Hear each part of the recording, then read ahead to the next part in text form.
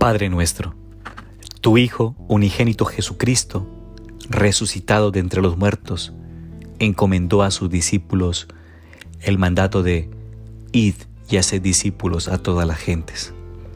Tú nos recuerdas que a través de nuestro bautismo somos partícipes de la misión de la Iglesia. Por los dones de tu Santo Espíritu, concédenos la gracia de ser testigos del Evangelio, valientes y tenaces, para que la misión encomendada a la Iglesia, que aún está lejos de ser completada, pueda encontrar manifestaciones nuevas y eficaces que traigan vida y luz al mundo. Mis hermanos y hermanas, hoy es miércoles 28 de octubre. Hoy es la fiesta de los santos apóstoles Simón y Judas. El evangelio que tomamos desde San Lucas, capítulo 6, versículos 12 al 19. Sucedió que por aquellos días se fue él al monte a orar, y se pasó la noche en la oración de Dios. Cuando se hizo de día, llamó a sus discípulos y eligió 12 de entre ellos, a los que llamó también apóstoles: a Simón, a quien llamó Pedro, y a su hermano Andrés, a Santiago y Juan, a Felipe y Bartolomé, a Mateos y Tomás, a Santiago de Alfeo y Simón llamado Celotes, a Judas de Santiago y a Judas Iscariote, el que llegó a ser un traidor. Bajando con ellos, se detuvo en un pasaje llano. Había una gran multitud de discípulos suyos y gran muchedumbre del pueblo de toda Judea, de Jerusalén y de la región costera de Tiro y Sidón, que habían venido para oírle y ser curados de sus enfermedades. Y los que eran molestados por espíritus inmundos quedaban curados. Toda la gente procuraba tocarle porque salía de él una fuerza que sanaba a todos. Palabra del Señor. Gloria a ti, Señor Jesús. Bien, en el texto del Evangelio de hoy, de estos santos apóstoles, pues están los nombres de los apóstoles. Y es entrañable saber los nombres de aquellos que convivieron con Jesús y conocieron el mensaje salvífico de labios de Jesús. Ellos dijeron, o más bien ellos dieron testimonio de lo que habían oído, de lo que habían visto, de lo que habían contemplado, de lo que habían palpado con sus manos. Y para nuestro gozo nos lo anunciaron. Y el mismo Jesús los eligió para constituir sobre ellos la iglesia. El Señor no los llamó porque fueran sabios, poderosos, importantes. Su elección fue gratuita, los llamó a los que Él quiso. Fueron hombres normales, corrientes, que respondieron con fe a la gracia de la llamada de Jesús. Excepto Judas Iscariote, todos fueron fieles. La iglesia los venera con especial afecto y pues se siente orgullosa de ser continuadora de la misión sobrenatural que ellos iniciaron y de ser fiel al testimonio que supieron dar de las enseñanzas del Señor. De algunos apóstoles se conoce bastante de su vida, de otros casi nada. San Simón solo aparece en el Nuevo Testamento en la lista de los 12. Por tanto, las noticias que se refieren a él hay que buscarlas en escritos no bíblicos y en la tradición. En los evangelios de San Mateo y de San Marcos, San Simón recibe el apelativo de cananeo. Y San Lucas, tanto en su evangelio como en el libro de los Hechos de los Apóstoles, lo apoda el Celotes. Entonces estamos hablando del mismo, ¿no? Simón el Celotes o Simón el cananeo. Más conocido es San Judas, que también celebramos hoy, pero Judas Tadeo.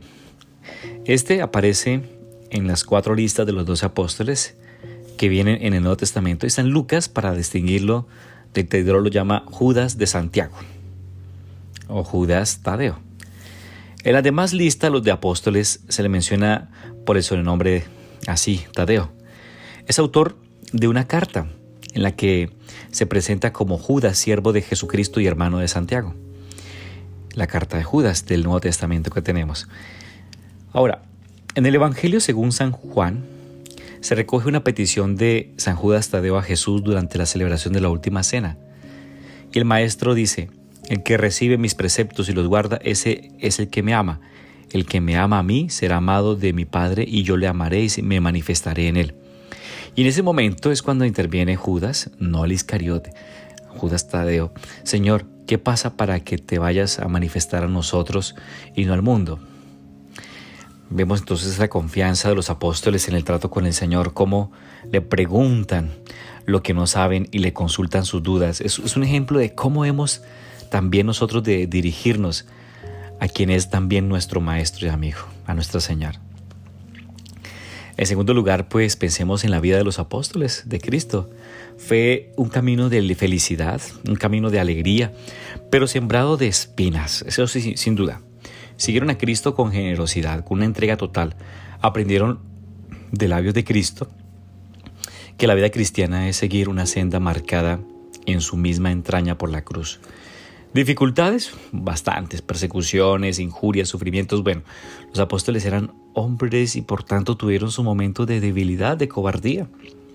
Los evangelistas no ocultaron sus defectos, sus miedos, sus respetos humanos, sus ambiciones, que huyeron todos menos San Juan en el momento de la pasión, que estaban escondidos por temor a los judíos, pero eran personas que amaban a Cristo.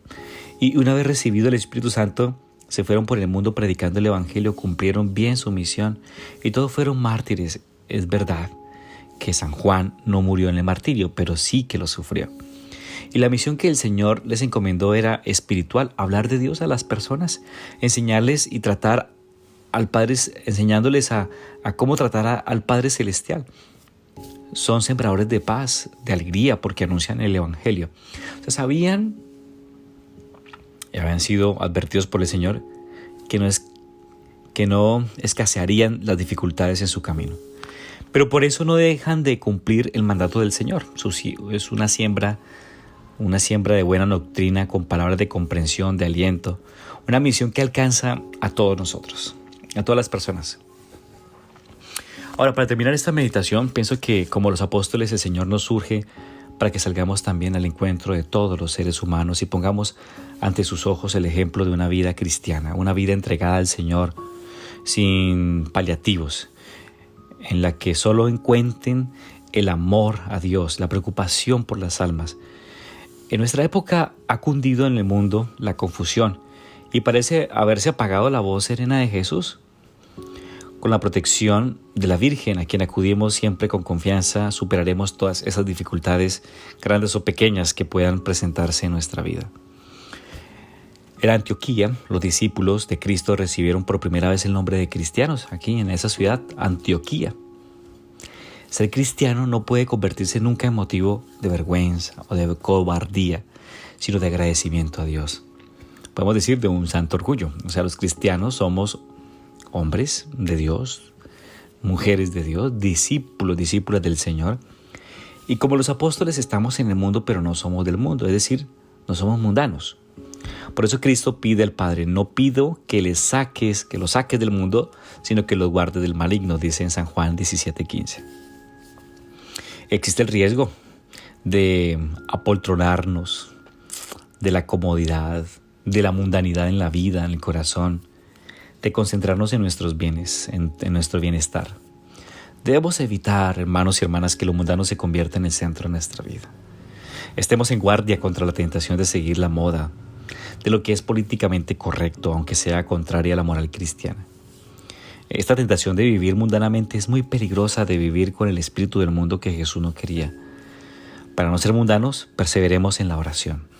Como los primeros discípulos del Señor, en este día, miércoles, en la compañía de María Santísima, la Madre de Jesús, ella que también es Madre nuestra, nos ayude a vivir en el mundo con espíritu cristiano, sin dejarnos arrastrar por las modas o por las ideologías que son opuestas al Evangelio. Ayúdanos a hacer que todos los pueblos puedan experimentar el amor salvífico y la misericordia de Jesucristo, Él que es Dios y vive y reina contigo en la unidad del Espíritu Santo, por los siglos de los siglos. Amén. Y que el Señor te bendiga con su infinito amor, el Padre, el Hijo y el Espíritu Santo. Que tengas una bendecida jornada.